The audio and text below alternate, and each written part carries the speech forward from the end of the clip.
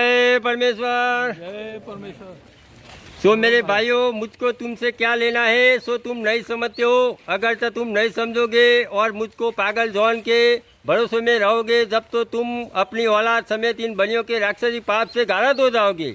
और जो मेरे कहने पर यकीन लाके समझ जाओगे तो तुम अपनी औलाद समेत सलामत रह जाओगे और बाद दफे होने राक्षसी पाप से कम उम्र में नहीं मरोगे और ऐसा आराम करोगे। जय परमेश्वर।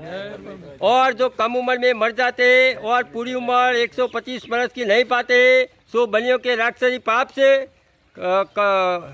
और राक्षसी पाप से मर जाते। और अगले ज़माने में तो उम्र आदमियों की और अनबोलों की और झाड़ वनस्पति की बहुत कुछ होती थी और 10-10 हज़ार वर्ष की उम्र होती थी, परंतु अब इस ज़माने में तो 125 वर्ष की पाप से कर रखिए, सो आप पूरी 125 वर्ष की भी नहीं होने देते और कच्ची उम्र में